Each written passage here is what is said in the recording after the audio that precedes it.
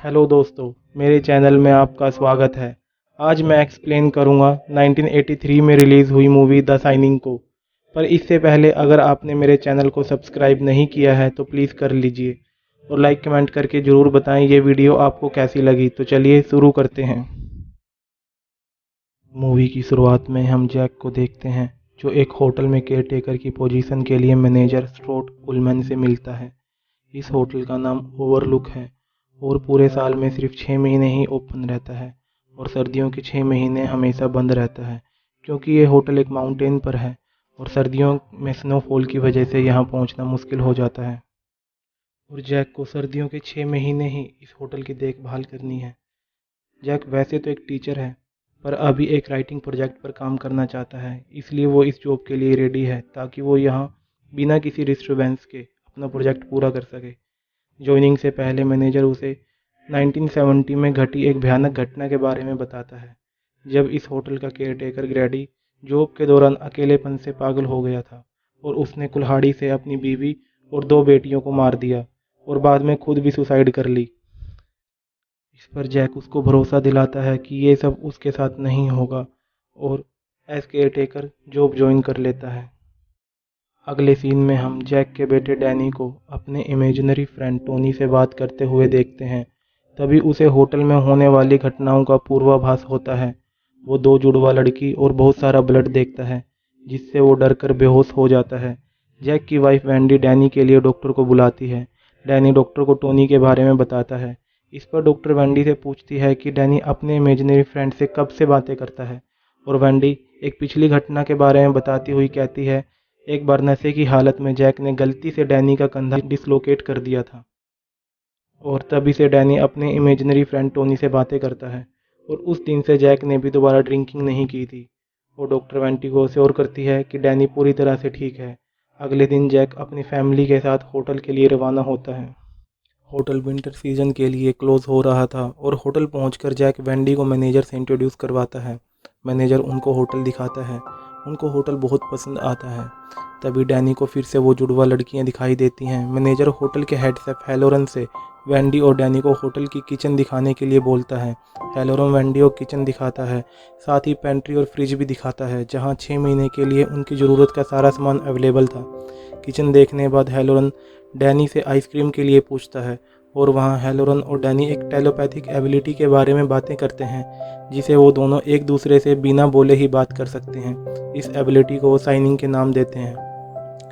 Danny हैलोरन को Tony के बारे में बताता है कि कैसे वो उसे फ्यूचर में होने वाली घटनाओं को पहले ही सोते हुए दिखा देता है। डैनी उसे रूम नंबर 237 के बारे में पूछता है। इस पर हैलोरन उसे स्ट्रिक्टली रूम नंबर 237 में जाने से मना करता है। होटल विंटर सीजन के लिए बंद हो जाता है और सारा स्टाफ अपने अपने घर के लिए रवाना हो जाता है। अब से कमिंग 6 मंथ सिर्फ जैक, वेंडी और डैनी ही इस होटल में रहने वाले थे। 1 महीना बीत जाता है और हम डैनी और वेंडी को होटल के बाहर बने मैच में खेलते हुए देखते हैं। अगले दिन डैनी को फिर से उन 2 लड़कियों को देखता है। उधर हम जैक को देखते हैं जो अपनी राइटिंग में कुछ खास नहीं कर पा रहा था जिससे उसका मेंटल ब्रेकडाउन शुरू हो गया था और वो हमेशा गुस्से में रहने लगा है। एक दिन डैनी जब खेल रहा था तो एक बॉल उसके पास आकर रुकती है और उसको उन 2 लड़कियों की आवाज़ भी सुनाई देती है जो उसे खेलने के लिए बुला रही थी और रूम नंबर 237 का डोर पहले से ही अनलॉक था और डैनी रूम में चला जाता है। उधर जैक अपनी वाइफ और बेटे को जान से मारने का सपना देखते हुए चिल्लाता है और वेंडी उसे आकर जगाती है। वेंडी के पूछने पर वो वेंडी को बताता है कि उसने बहुत ही बुरा सपना देखा है जिसमें वो वेंडी और डैनी को से केवल न तो जान से मारता है बल्कि उनके छोटे छोटे टुकड़े कर देता है। तभी वहाँ डैनी आता है।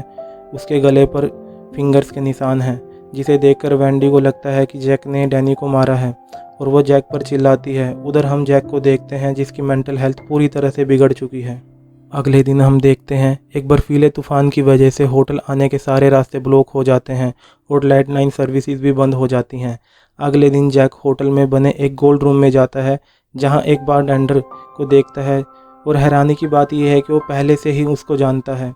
जैक वहां ड्रिंक करता है और बारटेंडर के सामने अपनी वाइफ की बुराइयां करता है। उधर डैनी वेंडी को बताता है कि रूम नंबर 237 में एक लेडी रहती है और उसी ने डैनी पर अटैक किया था। वैंडी जैक को ढूंढती हुई गोल्ड रूम में पहुंचती है और वो काफ़ी डरी हुई थी और जैक को रूम नंबर 237 की लेडी के बारे में बताती है और उसे रूम चेक करने के लिए बोलती है। जैक रूम चेक करने के लिए रूम में एंटर होता है और उसे वहाँ बाथटब में एक जवान लड़की दिखती है, जिसे देखकर वो बहक जाता है और उसको किस करने के लिए आगे बढ़ता है। पर वो जैसे ही मिरर में देखता है, उसे उस जवान लड़की की जगह पर एक बूढ़ी औरत दिखाई देती है, जिसकी सारी बॉडी लंबे समय से पानी में पड़े रहने की वजह से गल चुकी है और वो डर कर रूम से बाहर आ जाता है और वो बूढ़ी औरत हंसती हुई इसका पीछा करती है। जैक रूम से बाहर आकर रूम लॉक कर देता है। वैंडी उससे रूम के बारे में पूछती है तो वो उससे झूठ बोलता है कि रूम में कोई नहीं है।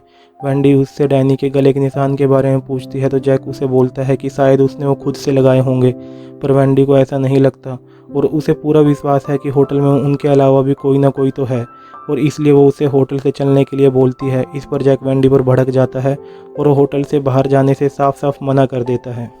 उधर हैलोरन को डरे हुए डैनी के विजन्स आते हैं।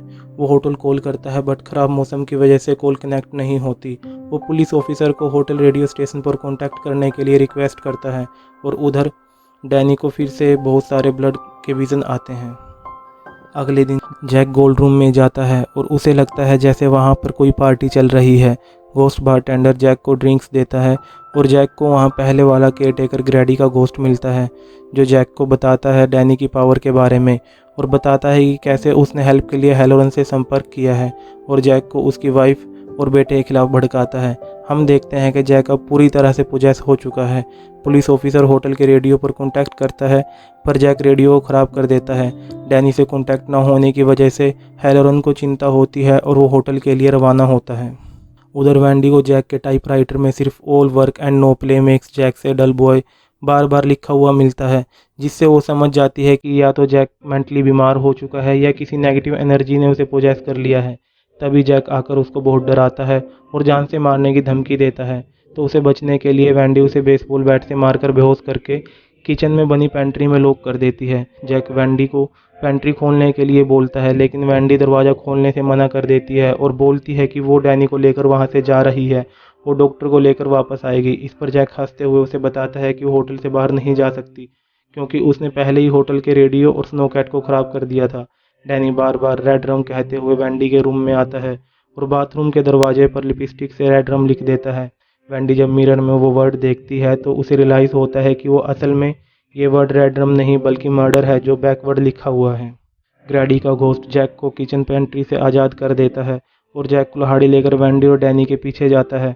वैंडी डैनी को बाथरूम की विंडो से बाहर भगा देती है लेकिन विंडो जाम होने की वजह से खुद बाथरूम में ही फंसी रह जाती है और जब जैक दरवाज़ा तोड़कर अंदर आने की कोशिश करता है तो वैंडी उस पर नाइफ से अटैक करके उसे घायल कर देती है। तभी हैलोरन एक स्नोकैट से होटल पहुंच जाता है। स्नोकैट की आवाज़ से जैक का ध्यान भटकता है। तब हैलोरन होटल लॉबी में आता है। जैक उस पर कुल्हाड़ी से हमला करके उसको मार देता है और डैनी का पीछा करते हुए होटल से बाहर आ जाता है। डैनी उससे बचने के लिए होटल के बाहर बनी मेज में जाता है।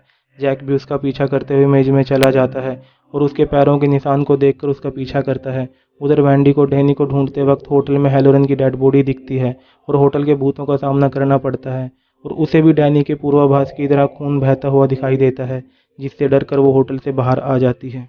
मेज में डैनी जैक को गलत पैरों के निशान बनाकर गुमराह कर देता है और खुद मेज से बाहर आ जाता है क्योंकि मेज में रोज़ खेलने की वजह से उसे बाहर आने का रास्ता पता था। मेज के बाहर डैनी और वैंडी फिर से मिलते हैं और जिस स्नोकैट से हैलोरन आया था उसे लेकर वहां से चले जाते हैं और जैक मेज में फंस के सर्दी से जमकर मर जाता है। अगले सीन में हम होटल के हॉल में एक तस्वीर में हम जैक को उन्हीं लोगों के बीच में खड़ा हुआ देखते हैं जो गोल्ड रूम की पार्टी में दिखाए गए थे। इसी के साथ ये मूवी यहीं पे ख़त्म हो जाती है।